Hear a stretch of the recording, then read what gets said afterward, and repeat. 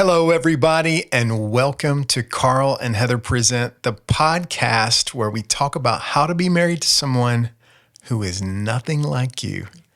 On today's episode, we're going to talk about how to be a more intentional father. Let's go. Oh, don't you know it's Carl and Heather Present Marriage Podcast. Hey, babe. What is up, girl? How's it going?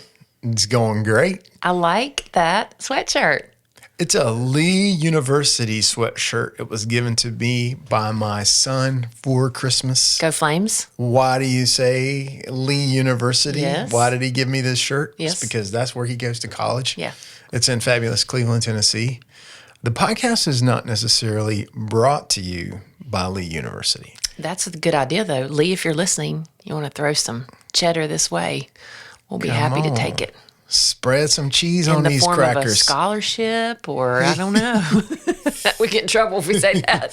Too many people have already done that. Yes, yes. We're not going there. We are fans of Lee University, though. We like Lee University. Our son, Oak, is studying to be a pastor. He is. Yep. I'm real proud of him. Not because of that. I mean, I'm glad he's doing that, but just because of the man he is. And I think he is the man he is in part because of the man that you are. I just want to say that. Oh, that's really sweet. Yeah. But we are talking about fatherhood today and how to be a more intentional We're going dad, to talk right? about like our other gigs Oh, and yeah. stuff like We that. should probably talk about other stuff too. Okay, let's get into that. Okay. What about Behold Women's Gathering? Yeah, I want to talk about that. Coming up in less than a month, just a couple of weeks, Behold Women's Gathering, February 7th. We still have some spots available, although it's filling up pretty quick this year. I'm super excited about that. You can go to beholdgathering.com to get your tickets. It is Saturday, February 7th at Rolling Hills Community Church from 9 a.m. to 3 p.m. And we'll have teaching and worship, fellowship, food. It's going to be amazing. And I can't wait for all the women to be there. Yeah. Heather and I have a busy speaking scheduled this coming spring.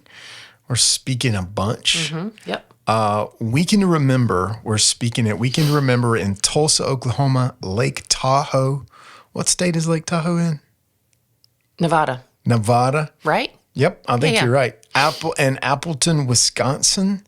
If you want to go to a Weekend to Remember, either in Tulsa, Lake Tahoe, or Appleton, Wisconsin, go to familylife.com, sign up for those events, and you can hear us speak. If you're thinking, I like to see these people live, I like this podcast, but I want to be in the room with Carl and Heather. Yeah. Hey, it can happen, and you can do it at a discount. Use Team CAR-T when you register at familylife.com for one of these 3 conferences, and you get $100 off registration. That's a pretty good deal. If you want Carl and Heather to come and speak at your event, go to carlandheather.com and get the conversation started. We'd love to come and speak at your event. Yeah. Right. Okay. So back to what I was saying. What were you saying? Just talking about being an intentional father and how I would say most things that happen in life that are good did not happen unintentionally. Did not happen without purpose, without intention, without some focused effort over time. And so that is true with our marriage. And we talk a lot about that. But it is also true with our parenting. And it's this idea that instead of some of these big, grandiose gestures that we want to do as a parent, we got to get this decision right, or we got to get this decision right, or this kid's life is going to be completely ruined. What stroller should we buy? Right. Should we get the $1,000 one or the bottle $1,500 feed. one? I mean, it starts really early. Go ahead and breastfeed, though. Just It's do whatever you want to do.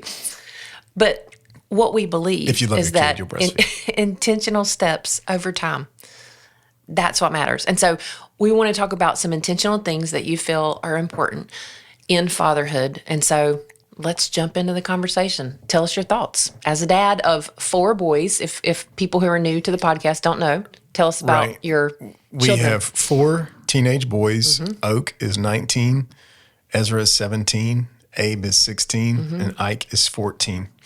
And a lot of what I feel like we're enjoying now is the fruit of some very simple but very purposeful things that we did when the boys were very little. And maybe we can get into it by talking about, stuff like that. My own father passed from this life into the next with there wasn't a ton of closeness between he and I. I wasn't estranged from my dad or angry at him when he died, but I also wasn't, I didn't have a ton of feeling of closeness to him. So one of the things that has always been important to me is that I wanted to feel close to my boys. I wanted to feel close to them relationally, emotionally, like emotional distance and emotional indifference has always been a bit of that's always felt like a huge burden to me in any relationship that I have. And I've really never been able to bear the thought of it when it comes to my kids. And so I've always wanted to be intentional with them, but it's a way of insulating myself from feeling that. You know what I mean? I don't want to feel that way. And so I think it's fine. I think it's a good thing. Yeah. But we've done some things with the boys. And really it's this having a good answer to this question. I want to be the type of dad who is close to his kids. That doesn't have to be the answer to every dad maybe that's listening. But having a good answer for the question, I want to be the type of father who fill in the blank. Spends time with his kids, teaches his kids a skill, gives his kids a godly heritage, is patient and long-suffering. I want to be the type of father who fill in the blank. Figuring that out and then working backwards out of that and putting in place some very intentional habits and practices, I think, is super important. So what do you think then? You want to be the type of dad who is close to his kids. Yep. So what are some ways or what are some things that you would say help you to do that or be that kind of dad? Yeah. Number one thing is understanding culture, family culture, and understand this is kind of a business thing, but it's a little phrase that you've heard, that culture eats strategy for lunch. Culture eats strategy for lunch. In businesses, what that's talking about is like your best little plan that you've got figured out on a spreadsheet and paper can never outdo a culture of people being together, people doing something together, and people relating to one another in a valuable way. That is more valuable and more important and more powerful than just, I'm going to do A plus B, and it's certainly going to equal C. The strategy is nice to have, but the culture is essential to have. And so cultural strategy for me with the boys is just like any good culture. You've got language, you've got traditions, you've got ceremony, you've got rhythms to a year, you've got gathering places, unifying practices. That's what distinguish cultures, The Bible, the Jewish people had, it's still a rich, meaningful culture, but it's full of symbolism, full of ceremony, and full of rhythms. And they're like small weekly rhythms like Sabbath. And then there are these festivals that happen at these points throughout the year. So I'd do that with the boys. How do you do it? Well, and I think it's important to say here, if somebody's listening and say, I've not done this yet. I think we've all done it, maybe unintentionally, but we all have a family culture. Yeah. Everybody has a family culture. It might not be the one you created, but at any point you can stop and say, this is the family culture I want to create. So we all have a family culture. You just have to be intentional about it. So what are some things you've done to do that then? Okay. I have done one weekly rhythm that I do with the boys. We have 4 sons. Every Friday for the last probably 15 years, I go with somebody to the Waffle House to eat breakfast every Friday. It's a weekly rhythm. Yeah. The question is not if we're going to do it. The question is, whose turn is it? Right. It's my turn. They vie for turns. Just Yeah, side and note. so we're kind of rotation. on that rotation. That's a weekly rhythm. Now, does the breakfast itself have a special structure to it or any kind of like formula or format? Not really. Sometimes we don't talk about anything. Every now and then we'll have a deeply meaningful conversation, but the power is not in the strategy or the system of how each individual breakfast goes. It's in the fact that, hey, I've set aside this time every week for one of you guys. And even if it's not your turn to go, you get value and understanding from knowing that it is happening. And soon enough, it will be your turn. So that's one thing. That's a weekly thing. Other things that we've done from a culture building standpoint is we had a thing several years ago called the Shotgun Cup. And Shotgun Cup, I'll try to post a video of the winner of the Shotgun Cup. Oh, It's a big moment. really But from January to December in 1 year, we played a game for the entire year, a game of shotgun, which is who gets to sit in the front seat when the front seat is available. And it was this unbelievable year-long game, and you actually ended up tapping out about 3 months into it. I don't even know if I lasted 3 months. It was too much. It became such an issue of argument and contention and Yes. competition, and I've got to get the points. That you were like, okay, I have to keep up with the points. Yeah, you can Yeah. only play this with dad. Yes. But anyway, it was basically like who called shotgun first.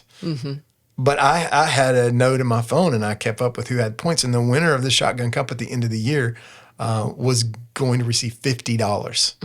And the boys were insane about it, especially Oak and Abe. Yes. Who Abe became the winner.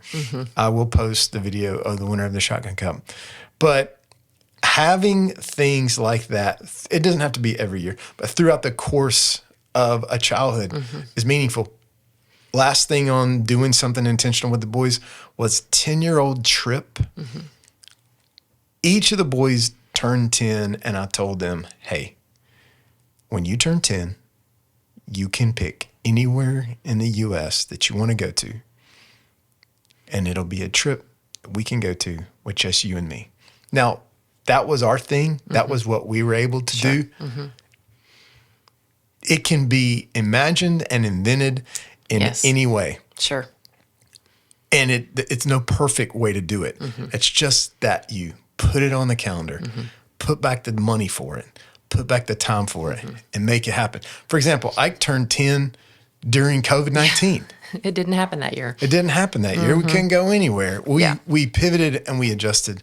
But building a culture of events with language, ceremony, rhythms, things like that. It doesn't have to be perfect, but remember, culture beats strategy every day of the week. So you built a culture. What else? What else do you feel like you've done to create the kind of parenthood where you feel like you're close? You're the kind of dad who's close to your boys. Making sure that my time is allocated for them, even in a small way. Now, I've traveled a lot, different seasons of my life. We've been apart, but even in those seasons, making sure that when I'm home, they get a portion of my time. And that one's more difficult for me. I have to make myself do that because I like alone time. I recharge my batteries when I'm by More myself introverted, or when it's quiet.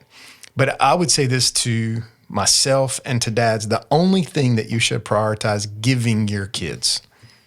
And I know a lot of dads work really hard to support their families with their jobs and things like that. And I think that's a good thing. But the thing that you should prioritize giving to your kids is time. If you're working so that your kid can have a big college fund, that's good. I think that's fine. But if that comes at the expense of them getting your presence over time, no college degree will ever replace the amount of impact and influence they could just get from being with you a little bit at a time. Yeah. Now, I will say this to dads out there. Dads who work really, really hard and they're gone all the time, they can be criticized for being absent, being out of the home. On the flip side of it, dads who don't work and they are always at home, they can be criticized for being lazy or not being a good provider. Men bear that tension. Men bear that weight. And it's, well, time in one thing is time away from something else. I want to spend time with my kids. I also want to feed my kids. Right. So I don't want to oversimplify the complexity of talking about giving time to your kids. But you have to get creative. You have to be imaginative. And even some of the things like rhythm and ceremony that you can bake in and build into your year or to your week, it's not impossible if you're intentional. Yeah. But giving your kids time is probably for me something that I at the age and stage of life that I'm in now, I see how it's a window. Yeah. And that window is closing. Yes. And that time is going to be transferred over to something else or somebody else. Yeah. And it should be. It's right.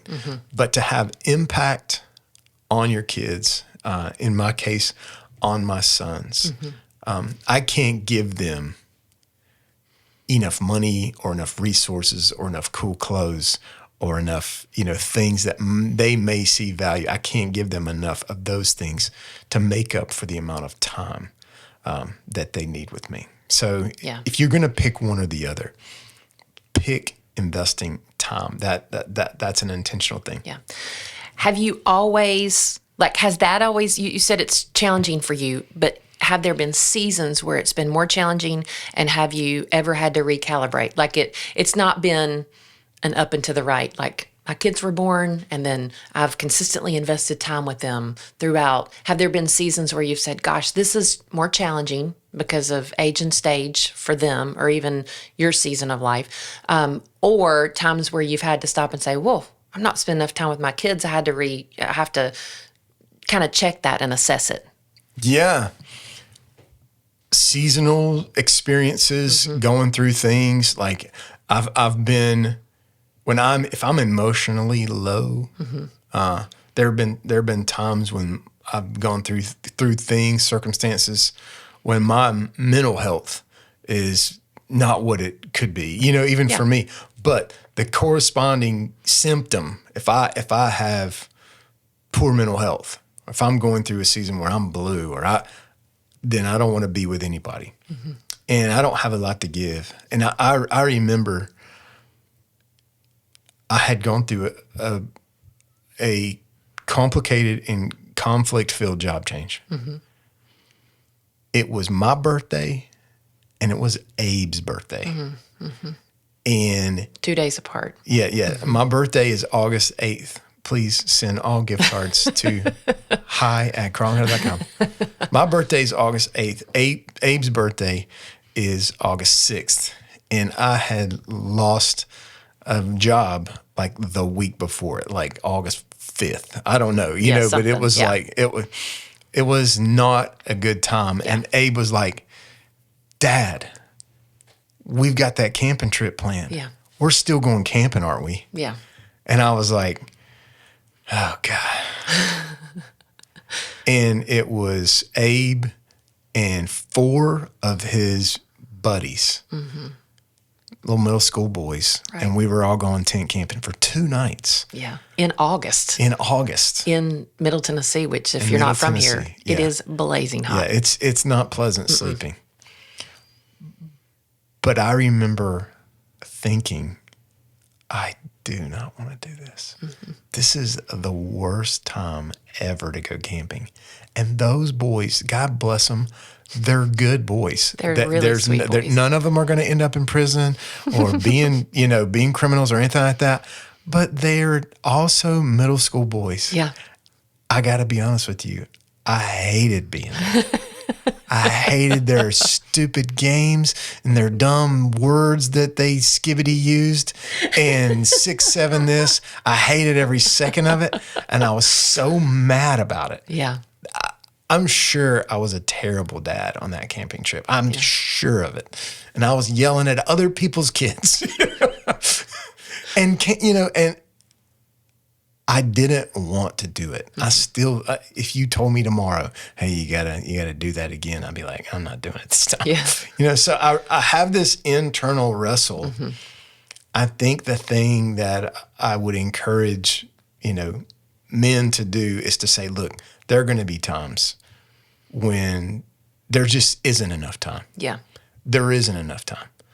It's okay. Don't beat yourself up. Right. Don't, kick yourself when you're down. Name it. There wasn't enough time this season. It's been 6 months. I've had to really, really, really work. The thing is, just don't let that accumulate. Don't respond or don't react, rather, to a bunch of different micro emergencies that want to take your time away from your family. Yeah. Instead, respond to things and learn to say no to things that really, really don't matter, and learn to prioritize. Hey, I don't want to do this. I could be making more money, getting more prestige, feeling more powerful by doing something else, but I'm going to say no to that thing so that I can spend the time that I need to spend with my kids. Okay. All right. Is that helpful? Did that make sense? Absolutely. Because I think bottom line is you're imperfectly doing it. Every person alive is going to be doing it imperfectly, but doing it imperfectly is better than not doing it at all. Yes. And so instead of thinking, well, it's got to be just right, this system, this way, just do it. You'll get bogged down in the minutia of that and miss out on the opportunities. Like you can just take a car trip with one of your kids. Yeah. That's time. Yep. It's also productive. You've got to go somewhere. Sure. Just bring them along. Yep. I do that with the boys all the time. What do we talk about? Whatever comes up. Yeah. Sometimes nothing. Sometimes you nothing. listen to something. Sometimes Pokemon cards. Yeah. And then every now and then they'll say, what do you think about this? Every now and then I'll say, what do you think about, why is the Bible true? Yeah. Tell me why you think the Bible is true. And it's just it's a conversation to have, asking questions. Yeah. That's great. Okay. So we've got culture eat strategy for lunch. Yep. Time. Yep. What else? The last thing I would say about being an intentional father is creating a language of blessing. A language of blessing. I read the book by John Trent and Gary Smalley called The Blessing many, many years ago. I think I read it before we had kids. But in that book, they outline the biblical pattern of blessing somebody. And then those two guys are therapists, clinical psychologists. And then the rest of the book, the back half of the book, they talk about the psychological, sociological impacts of people who grew up under a blessing, having a blessing spoken over them, and people who didn't grow up under a blessing. In the language of blessing, ever since I read that book and that concept was introduced to me, I have practiced it, and I have seen it be transformative in the lives of almost everybody that I'm with.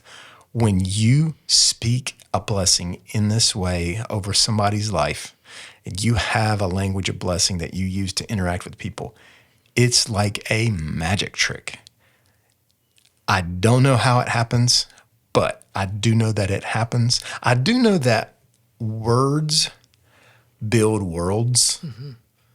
The Bible says, by the word of the Lord were the heavens made, the starry host by the breath of his mouth. If God spoke and the world came to be, I believe as image bearers, we can speak worlds that come to be. It can be a world of discouragement. It can be a world of criticism. It can be a world of anger. All of those things are expressed through words. Or it can be a world of blessing. Spoken words that add value to a person, a blessing. So what I want to do, the book is called The Blessing. I'll link it in the description of this episode. Here is how you bless somebody from John Trent and Gary Smalley's book. It's 5 components. Component number 1, meaningful touch. Appropriate physical affection like a hug or an arm on the shoulder to convey warmth and connection. The second part, a spoken message. You verbalize love, acceptance, and affirmation with words. It can be spoken and it can be written, also powerful. The third thing is you attach value to the person you're blessing, specifically pointing out someone's strengths, their character, or their worth to you, emphasizing significance. The fourth thing, you picture a special future for them, helping that person envision something that they may not be able to see. Like in the Bible, you hear language a lot like, may your descendants be like the sands of the seashore. Mm-hmm. It's picturing a special future, a blessed future. And finally, the fifth thing is you add an active commitment. You demonstrate your willingness to support and to see them succeed in this blessing. So you touch somebody, you speak to them, you attach value to them, you picture a special future for them, and then you add your commitment to it to see it come to pass. That is an absolute magic trick, especially with fathers speaking to their children, sons and daughters. There is no more powerful thing you can do for your kids. If you want to be intentional and you got to pick one thing, I would say adopt a language of blessing with your kids and figure out how to bless them. Put your hand on their shoulder, look them in the eye, tell them how much they mean to you. Tell them how important they are. Picture a special future for them and then say to them, and I will do everything I can. I commit to you to see this come to pass in your life. That is spiritual steroids for a little kid. I've seen it happen in my own sons. I've seen it happen in just people that I relate to, people that I have led in the past, people who I'm discipling. I can tell them all the information that they ever want to know about the Bible or this or that, facts, figures, statistics. All that stuff matters, but never more than blessing them. Yeah. Yeah. Well, I want to say this about that because if somebody's listening thinking, well, I'm just not a words person, I don't really use my words, I believe, and I think you would agree, or maybe I should ask you if you agree, maybe you won't. Is that something that's just you're naturally good at because you use words to make your living? Is it it's a learned thing? How do you encourage somebody who I don't really talk to my kid a lot anyway? It's going to feel disingenuous if I come in and start doing these, steps, that kind of thing. I am predisposed to be a words person. I like words. However, I think the living word, Jesus, I don't think it is accidental or unintentional or haphazard that he's described as the living word. I don't think that we have a collection of words to help guide us into an understanding of what God is like by accident. So I do think when we speak to one another, Christianity itself is a word-based faith. Like, you take away the words, there's nothing to talk about. Now, we have actions, and we say, show me your faith, and I'll show you my deeds or my works. You know what I mean? So it's a give and take, but they're symbiotic. One is incomplete without the other. So I think it's a bit of an excuse for somebody to say, I'm just not a words person. It's like saying, well, I'm just not good at forgiving people. Well, guess what? Yeah. You've got to learn to do it or it's going to make you sick. Yeah. You know what I mean? Yeah. And I'm just not good at words. I'm not good at blessing people. Well, guess what? If you want to rob your kids of a blessing, go right ahead. But you don't want the outcome of that. Right. Right. That's my encouragement. Yeah, yeah. And I don't think it has to be. Didn't sound very encouraging. Well, but I mean, it's a challenge. It's an I admonition. think it's more challenging and in a way that it doesn't have to be flat. Like I think when you were saying that, I think about my own dad telling me, "Hey, Slick, you're good at softball." Like smacking me on the back when I'd come off the field, telling me I was good, great grounder, bringing gum to my games, showing up at every game, adding his commitment to make me good at softball. And you better believe I wanted to be good at softball because my dad was proud of me and he spoke that into me and he spoke that over me. There weren't a lot of flowery words, but he used his words. And I wouldn't to bless say me. your dad is a words guy. Not at all. He's not going to write a song or a poem or stand up and make a speech at Right. family get together. But exactly what you just said is how to go about that. Yeah, he blessed me. He blessed me blessed for you sure. indeed. Yeah. So, all right. Well, you got anything else for us before we wrap up today? You know, I would just say this as far as being an intentional father goes. Fathers are the most likely gateway into faith for their kids. The loss of faith and belief in God in our culture is, I think, in direct proportion to the loss of fathers in our society and the rise of divorce, single motherhood. Single moms out there, I know you're doing great and I know you're struggling. Keep going. Don't give up. Don't Yes. let the circumstances beat you down. But I would say, dads, be accountable and be responsible for what God has called you to do. The role that you're called to be a part of, the role that you're called to fill. The role that you're called to fill is dad, leader, provider, protector, encourager, the guy in the family who can bless and be a safe place and be a refuge. It's so hard. You're walking a tightrope most of the time, but God has not called us to do something that we can't accomplish without his power. So I would just encourage guys, if you want to be intentional, it's the get better by 1% type thing. It's not, I'm wholesale, I'm going to lose 100 pounds tonight and get in shape by in the morning. None of us change like that. Yeah. But every one of us can get 1% better each day by just being a little bit more intentional with our kids. Yeah. Well, thank you guys for listening. If you need prayer, hi@carlandheather.com. And this week, dads, if you need prayer, please reach out to us. And then reach out to Carl on social media as well, at Carl Carty on Instagram. You can do that. Find him on socials. Send us a message there. It'd be an honor for us to pray for you. And your requests are always held in confidence. So we'll see you guys next week. Thank you. Together on Purpose. Together on Purpose.